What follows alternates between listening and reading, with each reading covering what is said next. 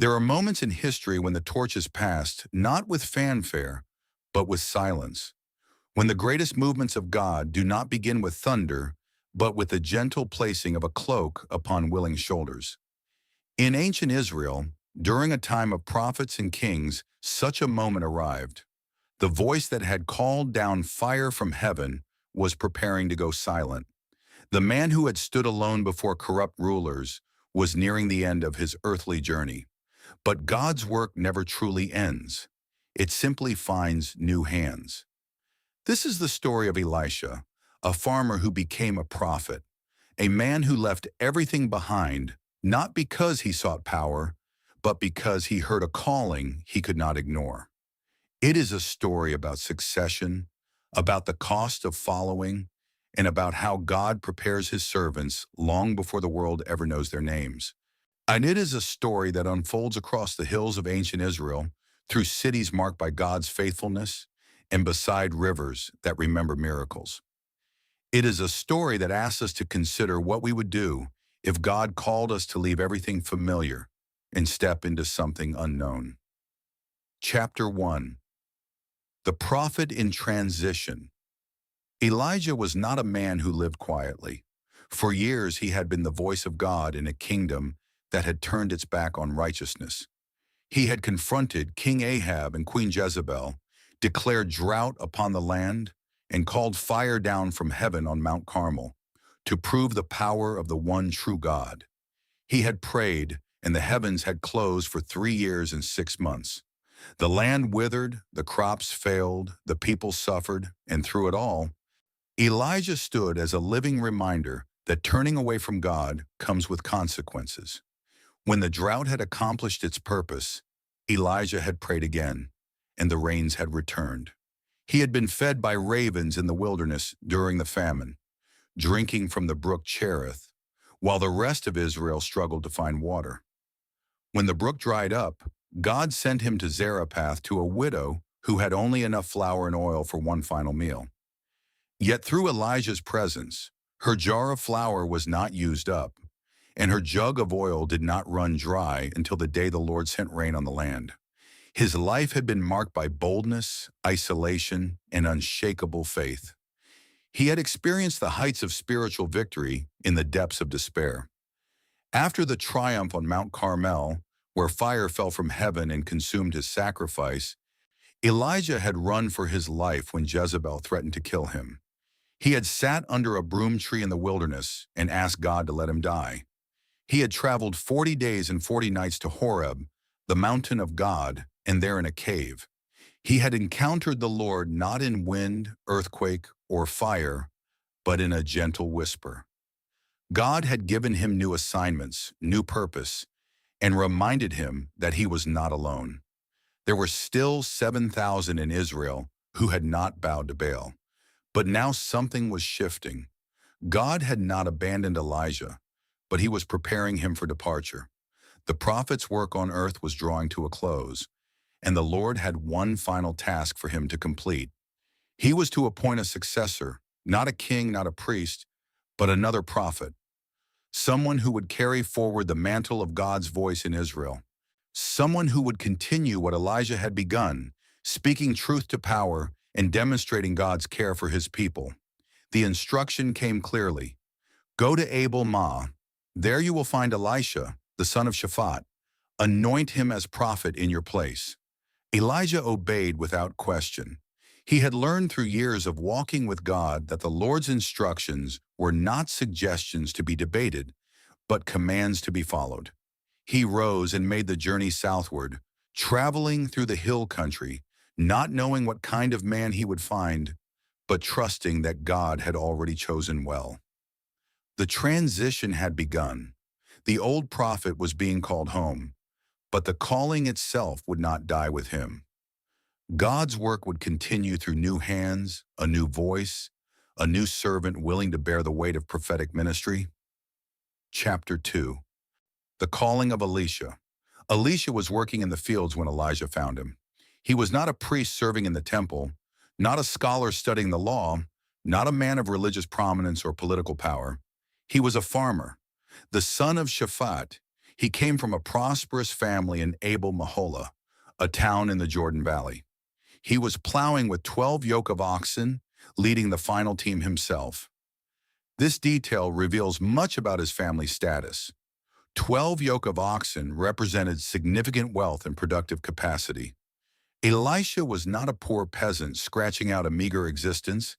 He was a successful man with a secure future, working land that had likely been in his family for generations. His hands were calloused from years of gripping the plow. His clothes were dusty from the dry soil of the field. His life was predictable, grounded in the rhythms of the earth. He woke with the sun, inspected the oxen, guided them through the furrows, and worked until the light faded.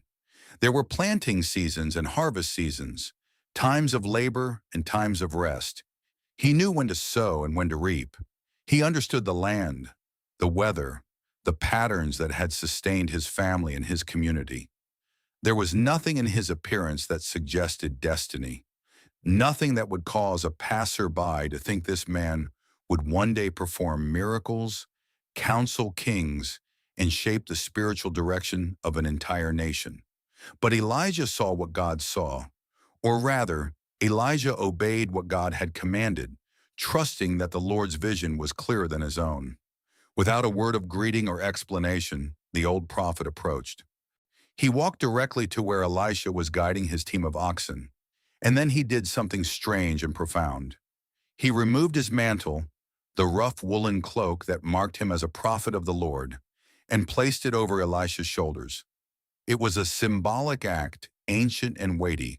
The mantle represented authority, calling, and anointing.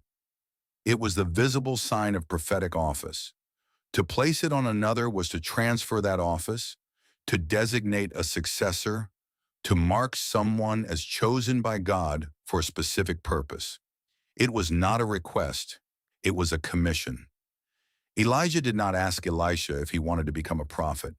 He did not outline the job description or warn him of the hardships ahead. He simply placed the mantle on him and turned to walk away. The action spoke louder than any words could. You are called. You are chosen. Everything is about to change. Elisha understood immediately. The significance of the gesture was not lost on him. He knew who Elijah was. Everyone in Israel knew the prophet's reputation, and now that same prophet had marked him for succession. Elisha did not ask for time to think. He did not negotiate terms or seek guarantees about his future. He did not ask what would happen to his family's land or his father's business. He simply ran after Elijah and said, "Let me kiss my father and mother goodbye, and then I will come with you." Elijah's response was cryptic, almost dismissive. "Go back. What have I done to you?" It was a test, a reminder that this calling was voluntary. No one was forcing Elisha to leave his fields. Elijah had simply placed a mantle on him. He had not spoken a command. He had not demanded obedience. Elisha was free to return to his oxen, to his family, to his former life. The choice was his, but the prophet's words also carried another meaning. They suggested that Elisha should count the cost, consider what he was giving up, and make sure he truly understood what following meant. Chapter 3. The Cost of Following. Elisha returned to his oxen, but he did not return to his old life. Instead, he did something that shocked everyone watching. He took his yoke of oxen, the very team he had been leading when Elijah found him, and slaughtered them.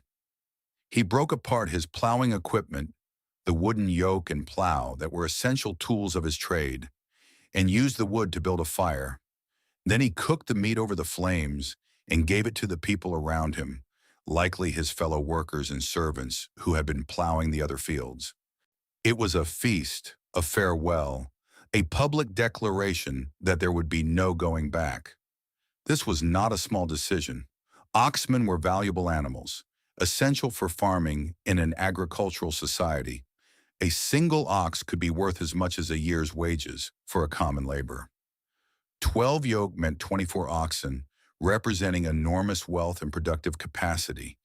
His plowing equipment was his livelihood, the means by which he earned his income, and contributed to his family's prosperity by destroying them. Elisha was burning every bridge to his past. He was making it impossible to return to farming, even if he changed his mind or lost his nerve. He was choosing the unknown over the familiar, the call of God over the comfort of home, the uncertain path of prophetic ministry over the predictable rhythms of agricultural life. And the slaughter of the oxen was also a sacrificial act. In ancient Israel, when someone made a significant vow or entered into a covenant, they often sacrificed animals and shared a meal. Elisha was doing exactly that. He was publicly consecrating himself to God's service, marking the end of one life and the beginning of another. The people who ate the meat that day witnessed his commitment. They could testify that Elisha had left nothing behind, held nothing back, kept no safety net for himself. He was Allen. After the meal, Elisha rose and followed Elijah. He became his attendant, his student, his servant. The Hebrew word used to describe his role is often translated as the one who poured water on Elijah's hands, suggesting intimate personal service. This was not a glamorous position. Elisha was not given a title or public recognition. He was simply the man who stayed close to Elijah, who served him in practical ways, who learned by watching and listening. The Bible does not record how long this period lasted. It may have been months. It may have been years. Some scholars suggest it could have been as long as a decade. But during that time, Elisha learned. He watched how Elijah prayed, how he heard from God, how he delivered prophetic words with boldness and clarity. He listened to Elijah's stories of God's faithfulness, of ravens bringing bread and meat, of flour jars that never emptied, of fire falling from heaven. He served without seeking the spotlight. He did not demand recognition or ask when his own ministry would begin. He simply walked in the shadow of a great man and prepared for a calling he did not yet fully understand. When this season of preparation was essential, God was shaping Elisha's character, deepening his faith, teaching him to hear the voice of the Lord. He was learning that prophetic ministry is not about power or prestige, but about obedience and dependence on God. He was discovering that the most important work often happens in private, in the hidden years when no one is watching except the Lord. He was being formed into the kind of man who could carry the weight of a nation's spiritual leadership. Chapter 4. Years of Quiet Service. Elisha's ministry did not begin with miracles. It began with faithfulness in obscurity. He traveled with Elijah throughout Israel, observing his mentor's interactions with kings and commoners alike. He witnessed the prophet's prayers offered in caves and on mountaintops, beside rivers and in quiet rooms. He saw how Elijah confronted King Ahab and his wicked queen Jezebel, speaking truth to power without fear or compromise. He watched as Elijah confronted the prophets of Baal on Mount Carmel, calling them out for their false worship and demonstrating the supremacy of the God of Israel. He learned what it meant to be dependent on God alone, to trust when provision seemed impossible. There were times when they had no clear source of food or shelter, when they had to rely on God's miraculous intervention or the hospitality of strangers. Elisha saw how Elijah trusted the Lord in every circumstance, never panicking, never compromising his message to secure favor or financial support. He learned to speak truth even when it cost everything, even when kings were angry and the people hostile. There were no crowds cheering for Elisha during these years, no public anointing ceremonies where he was recognized as the next great prophet, no titles or honors bestowed upon him. He was simply the one who stayed close, the one who poured water on Elijah's hands, a humble servant performing basic daily tasks, the one who listened when the prophet spoke and remained silent when silence was needed, the one who asked questions and meditated on the answers, storing up wisdom like treasure. It was a season of formation hidden from the eyes of Israel, but seen clearly by God. This is how the Lord often works. He does not prepare leaders in the spotlight. He prepares them in the waiting room, In the years of quiet obedience when no one notices, in the moments when faithfulness seems unrewarded and progress imperceptible, in the daily choices to serve without recognition, to learn without immediate application, to trust without seeing the full picture. Elisha was being shaped not by public success, but by private devotion. He was learning that the mantle of calling is not worn lightly. It is carried through humility, patience, and a willingness to serve before leading. He was discovering that spiritual authority is not seized or demanded, but received from God as a gift granted to those who have proven themselves faithful in small things.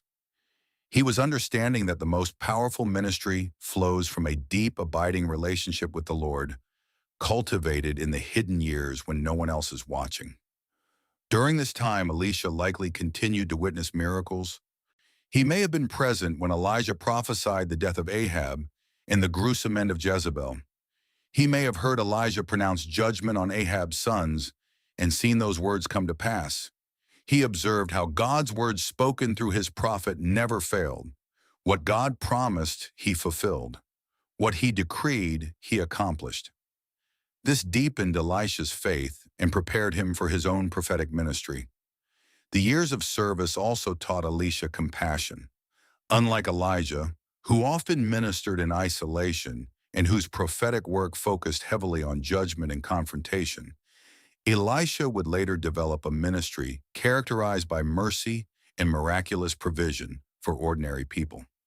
This difference in emphasis likely emerged during these formative years as Elisha observed both the necessity of prophetic boldness and the importance of meeting people's practical needs with God's supernatural power. Chapter 5. The Final Journey. The day came when Elijah knew his time on earth was ending. The Lord had revealed to him that he would be taken up to heaven, that his departure was imminent. This knowledge was not given to frighten him, but to prepare him. And so Elijah set out on one final journey, a deliberate pilgrimage through places that held deep significance in Israel's history and in his own prophetic ministry. He traveled from Gilgal to Bethel, from Bethel to Jericho, and from Jericho to the Jordan River. Each stop was meaningful, each city a landmark of God's faithfulness to his people. Gilgal was where Joshua had set up 12 stones after Israel crossed the Jordan River into the Promised Land. It was a place of memorial of remembering God's miraculous intervention. Bethel, which means house of God, was where Jacob had his dream of a ladder reaching to heaven, where angels ascended and descended, where God confirmed his covenant promises. Jericho was the first city conquered when Israel entered Canaan, where the walls fell down after the people marched and worshiped in obedience to God's strange instructions. And the Jordan River was the boundary between wilderness, wandering, and promised inheritance, the place where God had once again parted waters so his people could cross on dry ground. Elijah's journey through these cities was not random. He was retracing the path of God's faithfulness, and walking through living monuments of divine power and covenant love. And at each stop, Elijah said the same thing to Elisha. "Stay here. The Lord has sent me on to the next place." It was a test repeated 3 times, probing the depth of Elisha's commitment. Would he give up? Would he accept an easy excuse to remain behind to avoid witnessing what was coming? But Elisha refused every time. At Gilgal, when Elijah told him to stay, Elisha responded, "As surely as the Lord lives and as you live, I will not leave you." At Bethel, when the instruction was repeated, Elisha gave the same answer. "As surely as the Lord lives and as you live, I will not leave you." At Jericho, facing the final leg of the journey, Elisha's resolve had not weakened. "As surely as the Lord lives and as you live, I will not leave you." He would not be left behind, and he would not miss what God was about to do. He had followed Elijah this far through years of service and learning, and he would follow him to the end. His commitment was total, his determination unshakable. This was not mere sentiment or emotional attachment. This was covenant faithfulness, a reflection of the very character of God who never leaves or forsakes his people. At each city, something else happened that deepened the solemnity of the journey. The other prophets who lived there, members of the prophetic communities or schools that Elijah had likely established during his ministry, approached Elisha and whispered the same question. Do you know that the Lord is going to take your master from you today? They had received revelation perhaps through dreams or prophetic insight that this was Elijah's final day on earth. They wanted to know if Elisha was aware if he understood what was happening, and each time Elisha answered the same way. Yes, I know, but do not speak of it. He knew. He had always known, or at least he had known since the journey began. This was not a surprise or a shock. It was a reality he had accepted, a transition he was willing to face, but he did not want to discuss it. Some things are too sacred, too heavy to be spoken aloud. Some moments require silence and reverence. This journey was not about processing grief or managing emotions. It was about being present, about witnessing, about receiving what God was about to give. The journey itself was a lesson. It taught Elisha about commitment, about following through to the end, about refusing to quit when the path became difficult or uncertain. It showed him that God's work often requires perseverance, that the most important moments sometimes come after long stretches of faithful obedience, and it demonstrated that spiritual inheritance is not handed to the casual observer or the half-committed follower, but to the one who refuses to turn back, who stays close no matter what, who is willing to walk through every stage of the journey. Chapter 6. The Parting of the Jordan. When they reached the Jordan River, the final destination of their journey, 50 prophets from Jericho stood at a distance, watching. They had followed Elijah and Elisha, knowing that something momentous was about to occur. They positioned themselves where they could observe but not intrude, witnesses to a sacred moment in Israel's spiritual history. The Jordan River flowed before them, the same river that had been miraculously parted centuries earlier when Joshua led Israel into the Promised Land. It was a boundary, a threshold, a place of transition between one era and the next. Elijah approached the water's edge. He took his mantle, the same rough woolen cloak he had once placed over Elisha's shoulders in the field, and rolled it up tightly. Then with a deliberate motion, he struck the water with it. The act was both physical and symbolic, a demonstration of faith and a wielding of divine authority. And immediately the river responded. The waters divided, parting to the left and to the right, creating a dry path through the riverbed. It was not a natural phenomenon. It was not erosion or drought.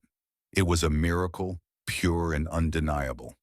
Elijah and Elisha walked across the Jordan on dry ground, their feet crunching on the exposed riverbed where water should have been flowing. It was a miracle that echoed the ancient crossing of Joshua, a reminder that the God who brought Israel into the Promised Land was still at work, still making a way where there seemed to be none, still demonstrating his power through those who trusted him, still active in the affairs of his people, intervening in history, breaking the laws of nature to accomplish his purposes. The prophets watching from a distance saw it clearly. This was not the work of man. This was not trickery or illusion. This was the hand of God displayed through his servant Elijah one final time. They stood in silent awe, knowing they were witnessing something they would tell their children and grandchildren about. A moment that would be remembered for generations. On the other side of the Jordan in the wilderness beyond the river, Elijah turned to face Elisha.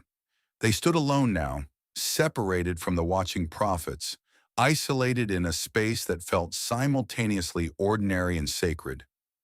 The moment had come, the final words, the final exchange between a master and his student, a mentor and his protege, a spiritual father and his son in the faith. And in that moment, Elijah asked a question that would define everything that followed. Tell me, what can I do for you before I am taken from you? It was an extraordinary offer. Elijah, who had spoken with kings and called down fire from heaven, who had authority and experience, and a deep relationship with God, was offering to use his influence one last time on behalf of his student. He was giving Elisha an opportunity to ask for anything: provision for the future, protection from enemies, recognition and honor, anything. Chapter 7. The Request. Elisha did not hesitate. He had not followed Elijah all these years, had not sacrificed his oxen and his livelihood, had not served in obscurity, and walked this final journey for personal comfort or worldly advantage. He knew exactly what he needed. He understood what mattered. And so he made a request that revealed the depth of his calling and the purity of his heart. "Let me inherit a double portion of your spirit," he said. It was a bold request, stunning in its audacity, but it was not born of pride or presumption. To understand what Elisha was asking, we must understand the cultural context. In Israelite law, the firstborn son received a double portion of his father's inheritance. If a man had 4 sons, his property would be divided into 5 parts, and the firstborn would receive 2 portions, and while the other sons each received one. The double portion was not about greed, it was about responsibility. The firstborn inherited twice as much because he was expected to carry on the family name, care for his mother, and assume leadership of the household. By asking for a double portion of Elijah's spirit, Elisha was not asking to be twice as powerful as his mentor. He was not requesting superiority or claiming he deserved more than Elijah had. He was asking to be recognized as the true successor, the spiritual heir, the firstborn son in the faith. He was asking for the fullness of the prophetic anointing that rested on Elijah to be transferred to him. He was requesting the authority and spiritual power necessary to carry forward the prophetic office in Israel. And he was asking for what he would need to fulfill the calling God had placed on his life. It was also a request for intimacy with God. Elisha was not asking for fame or recognition from people. He was asking for a deeper relationship with the Lord, for the kind of spiritual sensitivity and divine empowerment that had characterized Elijah's ministry. He wanted to know God the way Elijah knew him. He wanted to hear God's voice with the same clarity. He wanted to be used by God in the same powerful ways. This request revealed Elisha's heart. He understood that the essence of prophetic ministry was not performance or position, but relationship with the living God. Elijah's response was measured and honest. "You have asked a difficult thing." He did not rebuke Elisha for the boldness of the request. He did not suggest that Elisha was being presumptuous or overreaching. He simply acknowledged the truth. What Elisha had asked for was not easy. It was not a simple matter of wishing it so or pronouncing a blessing. The granting of a double portion of the prophetic spirit was not in Elijah's power to give. Only God could bestow such a gift. "Yet if you see me when I am taken from you, it will be yours," Elijah continued. "Otherwise it will not." This condition was crucial. It was not arbitrary or capricious. It was a test of spiritual perception. Would Elisha be able to see into the spiritual realm to witness what God was doing in that moment? Would his eyes be open to perceive divine activity? If so, it would be a sign that God had granted his request, that the spiritual anointing was being transferred, and that he was indeed the chosen successor. If not, it would indicate that the time was not right or that God had other plans. The 2 men continued walking together, talking as they went. The conversation must have been precious, final words between 2 men who had shared a profound spiritual journey. Elijah may have offered final instructions, words of wisdom, encouragement for the road ahead. Elisha may have asked last questions, sought final clarification on matters of prophetic calling and ministry. The air around them felt charged, expectant, heavy with the weight of what was about to happen. And then, without warning, it came. A chariot of fire appeared, pulled by horses of fire. The description defies naturalistic explanation. This was not a metaphor or a poetic exaggeration. This was a literal supernatural intervention, a tearing of the veil between heaven and earth, a manifestation of divine glory in the physical world. The chariot came between Elijah and Elisha, separating them, creating a barrier of holy fire.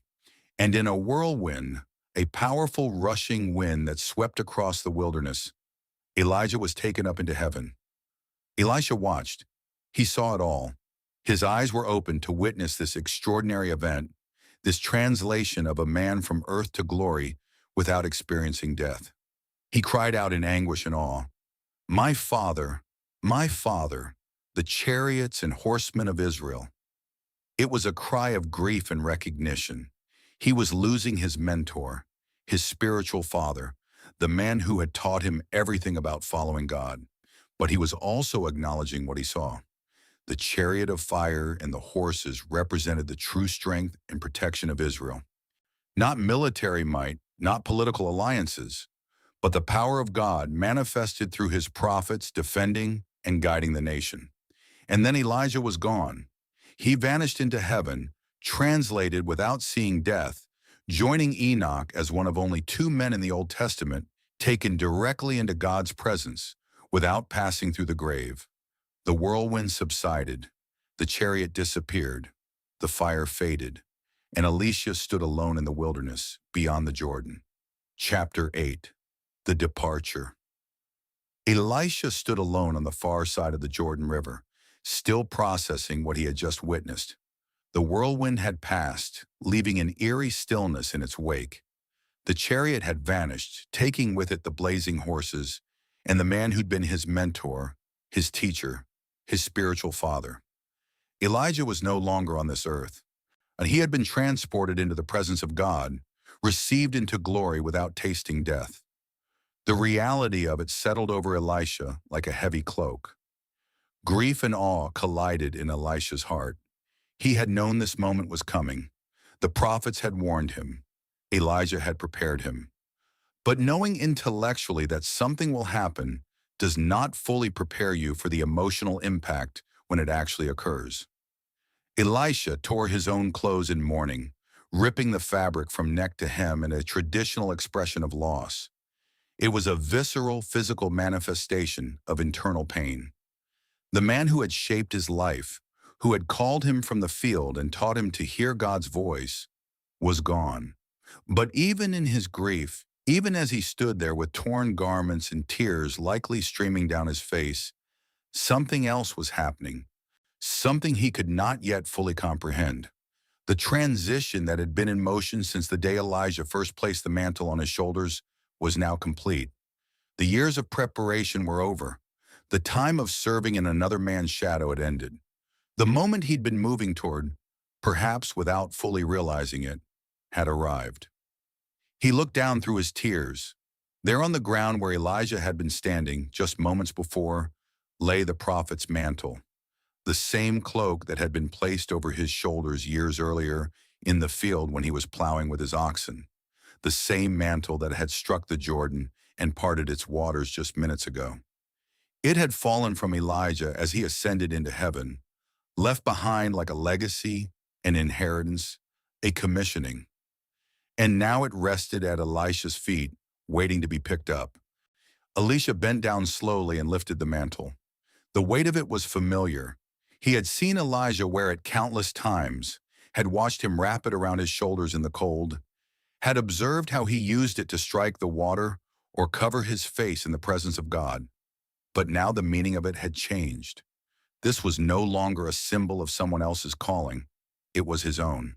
The mantle represented authority, anointing, responsibility, and it had been passed to him.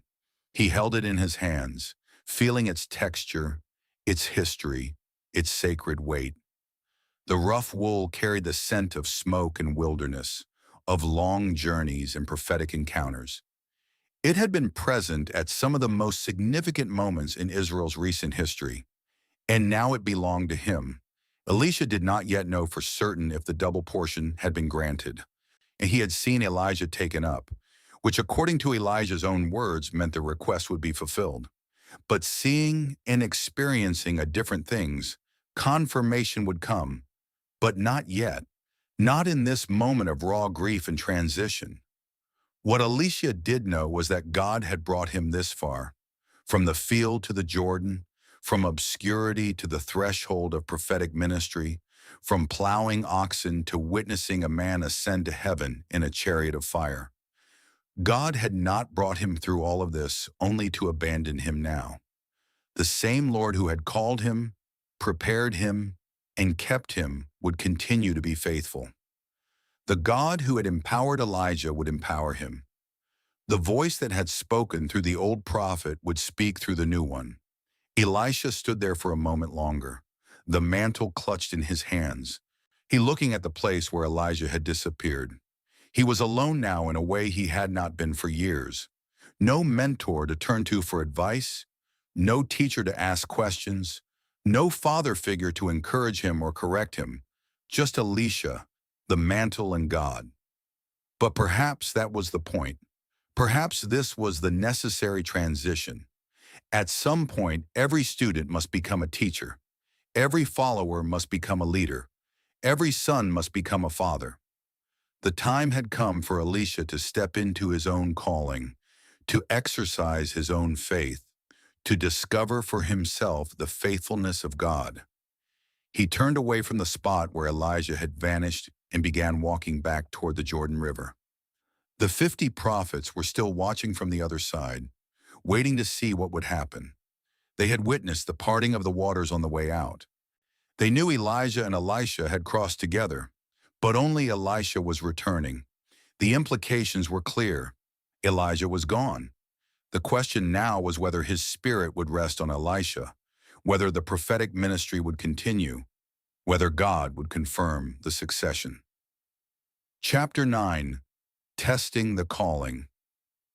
Elisha returned to the bank of the Jordan River, standing at the edge where the water flowed swiftly, turbulent and impossible without divine intervention. He stood where he and Elijah had stood just a short time earlier when the waters had parted at the strike of the mantle. The river had closed again after they crossed, resuming its normal course, indifferent to the miracle that had just occurred. Now Elisha faced the same barrier, but this time he faced it alone. He held the mantle in his hands, feeling its weight, its texture, and its significance. This was the moment of testing, the moment when everything would be confirmed or denied, the moment when he would discover whether the request for a double portion had been granted, whether the calling was real, whether God would honor the transition from Elijah to Elisha. He could have hesitated. He could have doubted. He could have wondered whether he was worthy, whether he had the faith, whether he was truly ready. But he did not. Elisha stepped forward to the water's edge. He raised the mantle, rolling it up just as Elijah had done, and then he struck the water. But this time he did not do it silently. This time he spoke, "Where now is the Lord, the God of Elijah?" It was not a question of doubt, as if he were wondering where God had gone or whether God was still present. It was a declaration of faith. It was a calling upon the same God who had empowered Elijah to now empower him. It was a public proclamation that the God of Elijah was not dead, not absent, not limited to working through only one prophet. The God of Elijah was alive, present, and able to work through a new servant. The question also revealed Elisha's theology. He did not say, "Where now is the Lord, the God of Israel?" Though that would have been accurate. He did not say, "Where now is the Lord my God?" Though that would have been true, he said, "Where now is the Lord, the God of Elijah?" He was identifying himself with his mentor, claiming continuity with what had come before, asserting that the same God who had worked mightily through Elijah was the God he served. He was stepping into the legacy while acknowledging the source of all power, and the river responded. The waters divided once again, parting to the left and to the right, creating a dry path through the Jordan, just as they had done before. The miracle was repeated. The power was confirmed. God had not withheld his presence or his authority from this new prophet. Elisha walked through on dry ground, his feet finding solid purchase where water should have been flowing, his heart surely racing with a mixture of relief, joy, and holy fear. The calling had been tested and proven true. The prophets from Jericho, still watching from where they had positioned themselves, saw it happen. They witnessed the waters part at Elisha's command. They saw him walk across on dry ground, and they understood. The spiritual reality that had been invisible to them became visible through this sign. The spirit of Elijah is resting on Elisha, they said to one another. The succession was complete. The mantle had been passed. The prophetic ministry would continue. When Elisha reached the other side, the prophets came to meet him. These were men who had known Elijah, who had perhaps been trained by him, who had witnessed his ministry and respected his authority. And now they approached Elisha with the same respect. They bowed to the ground before him in recognition of his new role. It was not worship, for they worshiped God alone. It was acknowledgement. It was submission to the spiritual authority that now rested on him. It was their way of saying, "We recognize what God has done. We accept you as our leader. We will follow you as we followed Elijah." The calling had been confirmed in multiple ways. Elisha had seen Elijah taken up, fulfilling the condition Elijah had set, and he had taken up the mantle, receiving the physical symbol of prophetic authority. He had struck the Jordan and watched it part, demonstrating that God's power was with him, and now the other prophets had publicly acknowledged him as Elijah's successor. There was no ambiguity, no question, no room for doubt. Elisha was no longer the student, the attendant, the one who poured water on another man's hands. He was the prophet of the Lord in Israel, carrying the full weight of that calling, ready to speak God's words to a nation that desperately needed to hear them. Chapter 10. A new prophet rises. Elisha's ministry began immediately. There was no period of rest or recovery after Elijah's departure. There was no time to process grief or adjust to his new role. The needs of God's people were urgent, and Elisha responded with compassion and power. His very first miracle occurred in Jericho, where the people approached him with a problem. The water source for their city was bad, they explained. It was contaminated or bitter, making people sick and causing the land to be unproductive. Crops were failing, animals were dying. The city was suffering because of this fundamental resource problem. Elisha asked for a new bowl filled with salt. The request seemed strange. Salt in ancient times was used for preservation and purification, but throwing it into a water source would not naturally fix contamination. This was not a chemical solution. It was a symbolic act of faith. Elisha went to the spring, the source of the city's water supply, and threw the salt into it. Then he spoke with prophetic authority. "This is what the Lord says. I have healed this water. Never again will it cause death or make the land unproductive." And it was so. The water was immediately purified. The contamination vanished. The spring that had brought sickness now brought health. The land that had been barren became fruitful again. It was a quiet miracle, not dramatic or showy like calling down fire from heaven, but it was deeply meaningful. It brought life where there had been death, health where there had been sickness, hope where there had been despair, and it established a pattern for Elisha's ministry that would continue for decades. This miracle revealed something important about Elisha's prophetic calling. Unlike Elijah, who often worked in isolation and whose ministry focused heavily on confrontation and judgment, Elisha worked among the people. His miracles were acts of compassion, in meeting practical needs, restoring what was broken. Where Elijah had called down drought, Elisha purified water. Where Elijah had fled to the wilderness, Elisha stayed in the cities. Where Elijah confronted kings and priests, Elisha healed widows and children. Both men were needed. Both were chosen by God. But their emphases were different, demonstrating the diversity of how God works through his servants.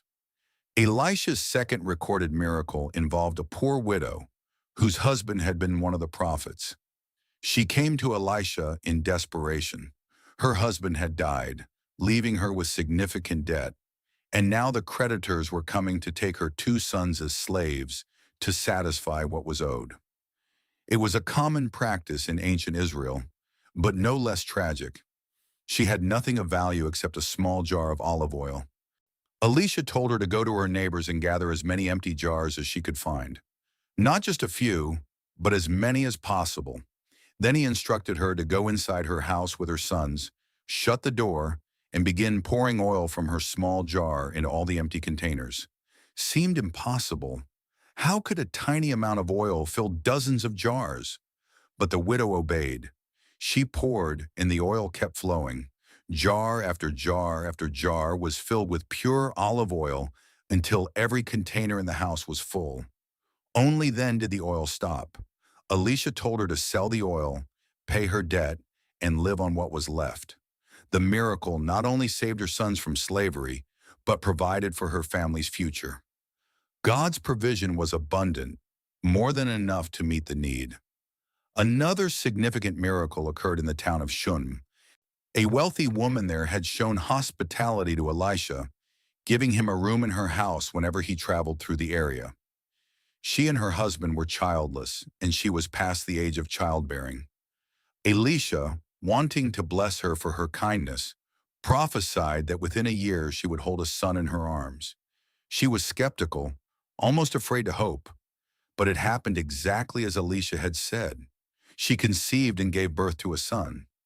Years later, that same child died suddenly while working in the fields with his father. The woman laid her dead son on the bed in Elisha's room and immediately set out to find the prophet. When Elisha heard what had happened, he sent his servant Gehazi ahead with his staff, instructing him to lay it on the boy's face, but the staff had no effect. Elisha himself had to come. He went into the room where the child lay dead, shut the door, and prayed to the Lord. Then he stretched himself out on the boy, mouth to mouth, eyes to eyes, hands to hands. The child's body began to grow warm. Elisha walked around the room, then stretched himself out on the boy again. The child sneezed 7 times and opened his eyes. He was alive. Elisha had raised him from the dead. On another occasion, Elisha multiplied food to feed 100 men. During a famine, someone brought him 20 loaves of barley bread and some grain. It was not nearly enough to feed the group of prophets who were with him, but Elisha instructed his servant to set it before the people. "They will eat and have some left over," he said. It seemed absurd. The math did not work, but when the food was distributed, everyone ate until they were satisfied. And there was food remaining just as Elisha had prophesied. Perhaps the most famous miracle of Elisha's ministry involved Non, the commander of the army of Aram. Non was a powerful military leader, respected and honored, but he suffered from leprosy. Through a young Israelite servant girl captured in a raid, Non heard about the prophet in Samaria who could heal him. He traveled to Israel with letters of introduction, gifts of silver and gold, and expectations of a dramatic healing encounter. But when he arrived at Elisha's house, the prophet did not even come out to meet him. Instead, Elisha sent a messenger with simple instructions. "Go wash yourself 7 times in the Jordan River, and your flesh will be restored, and you will be cleansed." Non was furious. He had expected the prophet to come out, wave his hand over the disease, call on the name of his God, and perform some impressive ritual. Instead, he was told to wash in a muddy river. His pride was wounded. His expectations were frustrated. He turned to leave in anger, but his servants reasoned with him. "If the prophet had told you to do some great thing, would you not have done it? How much more then when he tells you, 'Wash and be cleansed'?" Non reconsidered. He went to the Jordan and dipped himself in the water 7 times, exactly as Elisha had instructed. When he came up from the 7th immersion, his skin was completely healed, restored like that of a young child. The leprosy was gone. These miracles and many others established Elisha as a prophet of God in Israel. His ministry lasted for decades, spanning the reigns of multiple kings. He counseled old rulers, warned of military threats, intervened in international conflicts, and cared for ordinary people facing extraordinary needs. He performed approximately twice as many recorded miracles as Elijah, a literal fulfillment of the double portion he had requested. But the miracles were not about power for its own sake. They were demonstrations of God's character, His compassion, His provision, His desire to meet people in their need, His willingness to work through willing servants. Where Elijah had been fire and judgment, calling a nation back to exclusive worship of the Lord, Elisha was grace and healing, demonstrating God's mercy and care for individuals. Both emphases were true to God's character. Both were necessary for different seasons and situations. And together, the ministries of these two prophets showed the fullness of who God is, holy and just, but also compassionate and near, willing to judge sin, but eager to show mercy, powerful enough to part rivers and raise the dead, but gentle enough to care about a widow's debt and a child's sickness. Epilogue. The mantle passed forward. The story of Elisha is not ultimately about one man, impressive though his life and ministry were. It is about the faithfulness of God across generations. It is about how calling is transferred, how leaders are formed, and how the work of the kingdom continues even when individual servants complete their earthly assignments and pass from the scene. Elisha's life teaches us profound lessons about preparation, obedience, faithfulness, and the way God develops those He calls. First, we learn that God prepares His people long before they step into prominence or public ministry. Elisha was not chosen because he was already a prophet or a priest or a person of religious significance. He was chosen while plowing a field, doing ordinary work, living an unremarkable life. God saw something in him that others might have missed: a teachable spirit, a willing heart, a capacity for faithfulness. And God began preparing him years before his actual ministry began. The preparation happened not in a classroom or a seminary, but in the daily discipline of serving another person, watching, learning, asking questions, and growing in intimacy with the Lord. This is still how God works. He does not typically drop people into positions of spiritual leadership without preparation. He shapes them in obscurity. He tests them in small things before entrusting them with greater responsibility. He develops their character in the hidden years when no one is watching except Him. The most important qualification for spiritual leadership is not talent or intelligence or charisma.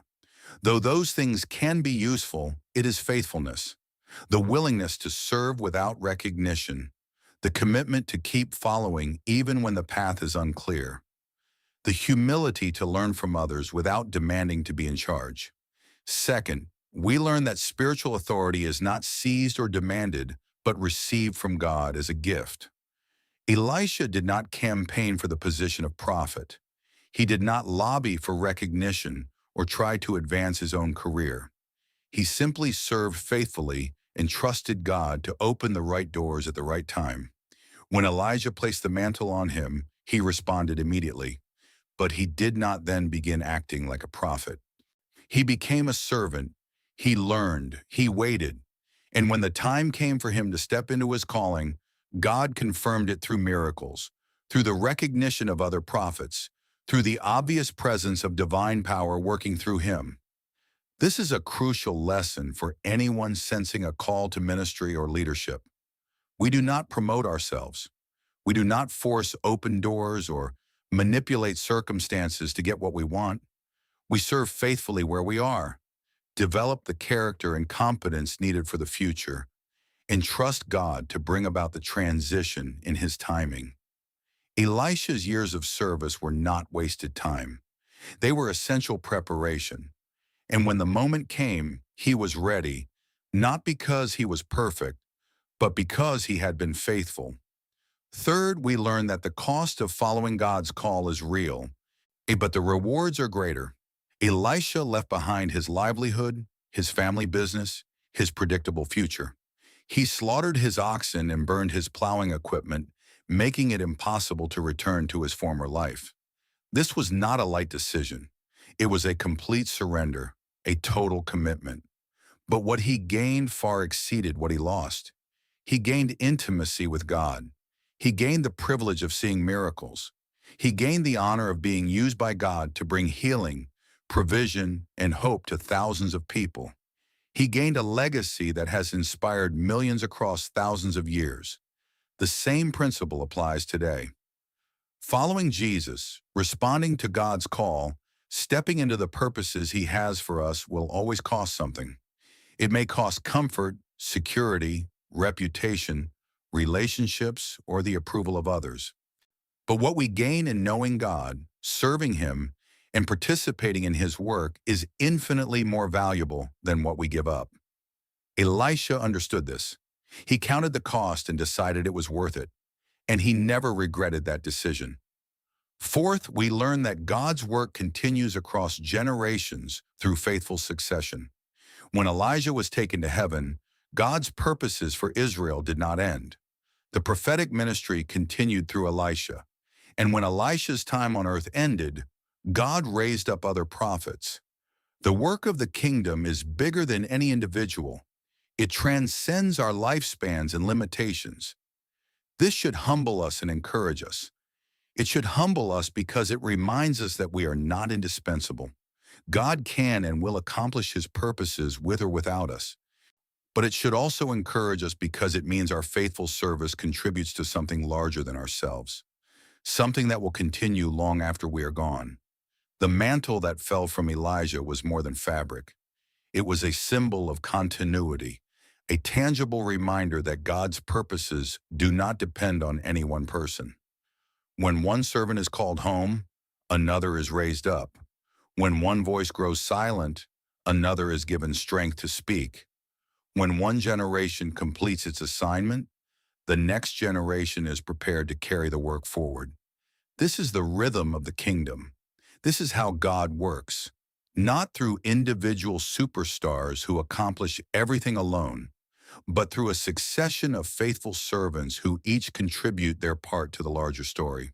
Finally, we learn that God values different kinds of servants with different emphasis in ministry. Elijah and Elisha were both prophets, both chosen by God, both powerful in their own right. But their ministries looked different. Elijah was bold and confrontational, calling out sin and idolatry, pronouncing judgment, standing against kings and false prophets. Elisha was compassionate and restorative, healing the sick, providing for the poor, raising the dead, demonstrating God's care for individuals. Both were needed. Both were valuable. Both reflected different aspects of God's character. This should free us from the trap of comparison and imitation. We do not all have to minister the same way. We do not all have to have the same gifts or the same approach. God delights in diversity. He calls some to confront and others to comfort, some to teach and others to heal, some to lead visibly and others to serve quietly. What matters is not that we copy someone else's ministry, but that we faithfully fulfill the calling God has given us using the gifts He has provided in the sphere of influence He has assigned. The story of Elisha began in a field with the placing of a mantle on a farmer's shoulders. It continued through years of quiet service and patient learning. It reached a climax at the Jordan River when the waters parted and a calling was confirmed, and it unfolded over decades of ministry marked by miracles, compassion, and faithfulness to God. The calling that began in obscurity ended with a legacy that continues to inspire faith thousands of years later. May we too be willing to leave behind what is familiar when God calls us forward. May we have the courage to burn the bridges to our old lives and step fully into what He has for us. May we serve faithfully in the hidden years, knowing that God is preparing us for what lies ahead, that no moment of obedience is wasted, that character is being formed even when progress seems invisible. And may we trust that when the mantle falls, when the moment of transition comes, when God calls us to step into our destiny, He will give us everything we need to carry it with grace and power. The mantle has been passed through countless generations since Elisha walked the earth. From prophets to apostles, from early church fathers to modern missionaries, from famous evangelists to unknown intercessors. The work of God has continued, and it continues still. The question is not whether God is calling people to serve him. He always is. The question is whether we will respond as Elisha did with immediate obedience, total commitment, faithful service, and patient trust in God's timing and provision. The fields are still full of people plowing their oxen, living ordinary lives, unaware that God may be about to place a mantle on their shoulders. The call may come at any moment, and when it does, may we be ready to leave everything behind and follow, to serve without recognition, to learn without demanding to lead, and to trust that God who calls is faithful to complete what he begins.